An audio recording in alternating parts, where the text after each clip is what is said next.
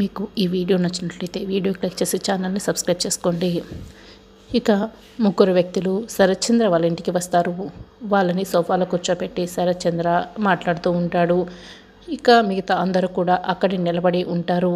అందరూ వాళ్ళు ఏదో ఫండ్ ఇవ్వమని అడుగుతూ ఉంటారు. మేము ఆ బిల్డింగ్ కూడా శోభాచంద్ర పేరునే పెట్టాలనుకుంటున్నాము, కాబట్టి ఫండ్ ఇవ్వండి అని వాళ్ళు అడుగుతూ ఉంటారు. నేను ఇలాంటి ఫండ్ను ఇవ్వలేను, కాబట్టి మీరు వెళ్ళిపోవచ్చు అని శరత్చంద్ర అయితే వాళ్ళని చెప్పేసి పంపించేస్తాడు. వాళ్ళు వెళ్ళిన తర్వాత నాట్యం అనే మాట నా ఇంట్లో ఎప్పటికి కూడా వినపడకూడదు, మీకు మళ్ళీ మళ్ళీ చెప్తున్నాను అని అందరికీ వార్నింగ్ ఇస్తూ ఉంటారు. ఇక భూమి అయితే ఇదంతా వింటూ ఉంటుంది.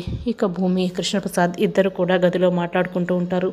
అటుగా వెళ్తున్న అపూర్వ వీళ్ళ మాటలని వింటూ ఉంటుంది.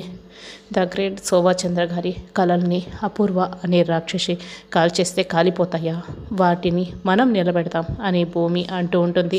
మనం ఎలా నిలబెడతామమ్మా అని కృష్ణప్రసాద్ అడుగుతూ ఉంటాడు. శోభాచంద్ర గారి దిగొచ్చి చెప్తే శరత్చంద్ర గారు వినకుండా ఉండిపోతారా మామయ్య అని భూమి అని చెప్తూ ఉంటుంది. ఇదేదో నాకు ఉపయోగపడేలా ఉంది అని అపూర్వ అయితే ఫోన్లో ఇదంతా రికార్డ్ చేస్తూ ఉంటుంది. ఆ రోజు శోభాచంద్ర గారు నాలో పూనారని, అదే మామయ్య ఆ రోజు శోభాచంద్ర నా ఒంట్లో పూని నీ కూతురు బతికే ఉందని చెప్తే శరత్చంద్ర గారు నమ్మలేదా అని భూమి చెప్తూ ఉంటుంది. అంటే ఆ రోజు అని కృష్ణప్రసాద్కి అర్థమవుతూ ఉంటుంది. అవును మామయ్య, ఆ రోజు పూనకం అబద్ధం, ఆ రోజు నేను శోభాచంద్ర గారిలా నాటకం ఆడాను అని భూమి అయితే నిజం చెప్తూ ఉంటుంది. అపూర్వ అయితే షాక్ అయి ఇదంతా చూస్తూ వీడియో రికార్డింగ్ చేస్తూ ఉంటుంది.